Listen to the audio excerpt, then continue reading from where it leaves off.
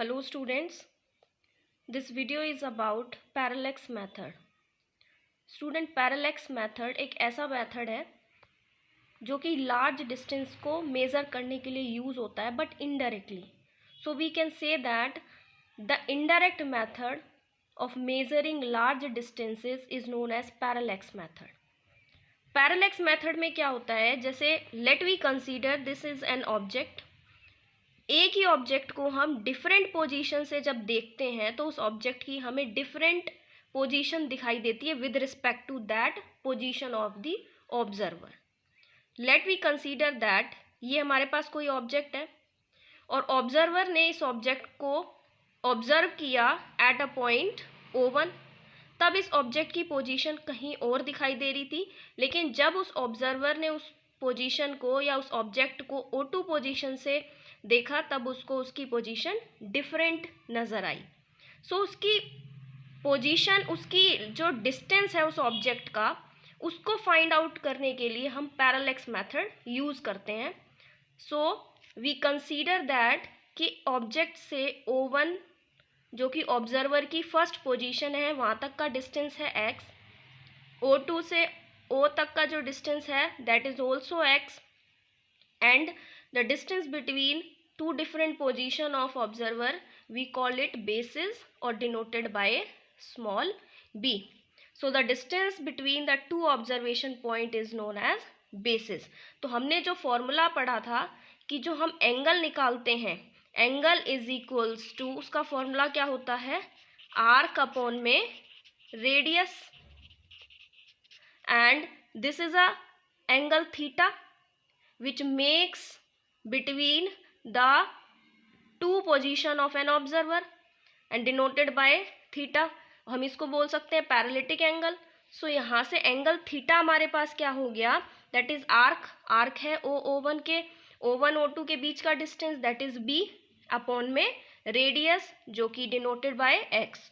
तो यहाँ से जो डिस्टेंस हुआ हमारा x is equals to b theta. So the parallax method is used for measuring distance of nearby stars whose distance is less than 100 light years. So generally हम parallax method को nearby stars के distance को measure करने के लिए use करते हैं जिनका distance less than 100 light year के बराबर होता है. For example यहाँ हम consider करते हैं complete derivation कि ये हमारे पास nearby stars हैं जिनको मैंने डिनोट कर दिया n से, एंड ये हमारे पास फार अवे स्टार्स हैं. सो नियर स्टार की पोजीशन जब हमने ए पॉइंट से देखी, यहाँ पे हमारी जो अर्थ है वो सन के अराउंड रिवॉल्व करती है. जब हमारी अर्थ की पोजीशन ए पॉइंट पे थी, जब हमने यहाँ से ऑब्जर्वर के रूप में नियर बाय स्टार को देखा तो यहाँ से यहाँ तक का जो डिस्टेंस हमने मान लिया small d, and this is an angle called paralytic angle theta 1.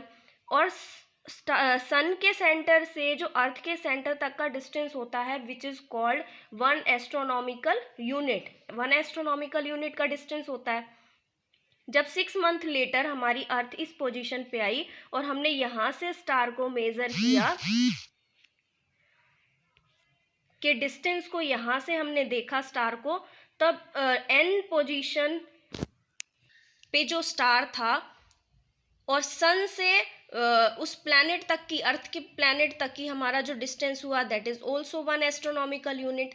लेकिन ये जो एंगल बना रहा है दैट इज थीटा 2. सो हमारे पास जो टोटल पैरालिटिक एंगल आ गया that is theta 1 plus theta 2.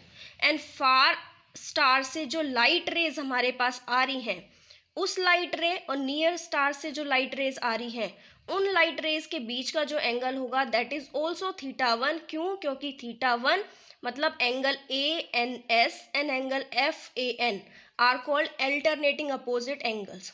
So planet जो हमारी अर्थ है उसकी 6 मंथ रिवॉल्यूशन के बाद जो पोजीशन चेंज हुई है that is at B. So complete distance हो गया हमारे पास यहाँ से A से लेके B तक का that is 2 astronomical unit. So similarly we know that जो एंगल का फॉर्मूला क्या होता है दैट इज आर्क अपॉन में रेडियस, आर्क अपॉन में radius, and theta is the complete angle of this that is equals to θ1 plus θ2 parallactic angle. So हम क्या लिख सकते हैं यहाँ से, θ1 plus θ2 is equals to arc कितनी है हमारी 2 astronomical unit, 2 astronomical unit upon में रेडियस. रेडियस क्या है जिसको हम डिनोट कर रहे हैं स्मॉल d से. सो हमें डिस्टेंस ही तो फाइंड आउट करना था. Parallactic method is a indirect method used for measuring large distances. So हमारे पे यहाँ पे डिस्टेंस क्या आ जाएगा 2 एस्ट्रोनॉमिकल यूनिट अपॉन में θ1 plus θ2. And we know that कि 1 एस्ट्रोनॉमिकल यूनिट की जो वैल्यू होती है that is equals to 1.496 into 10⁻11 metre. And θ1 θ2 की जो SI यूनिट होती है that is in radian.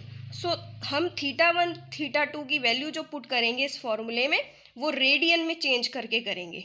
So in this way, और we can say that by this parallactic method we can easily calculate the value of या the distance of nearby stars और large distances. अब यहाँ से एक question arise होता है कि अगर हम नियर बाय स्टार्स के डिस्टेंस को मेज़र करने के लिए पैरालिटिक मेथड यूज़ करते हैं तो फार अवे जो स्टार्स होते हैं उनके लिए हम पैरालिटिक मेथड का यूज़ क्यों नहीं करते. बिकॉज जैसे जैसे डिस्टेंस इंक्रीज होगा वैसे वैसे ये पैरालिटिक एंगल स्मॉल होता जाएगा और इसके अंदर कोई इनएक्यूरेट रिजल्ट ना आए या एक्यूरेसी के लिए हमें एक सेंसिटिव इंस्ट्रूमेंट की ज़रूरत पड़ेगी. लेकिन वो सेंसिटिव इंस्ट्रूमेंट्स प्रैक्टिकली हमारे पास अवेलेबल नहीं है. इसीलिए हम पैरालिटिक मेथड को सिर्फ नियर बाय स्टार्स के डिस्टेंस फाइंड आउट करने के लिए यूज़ करते हैं rather than far away stars.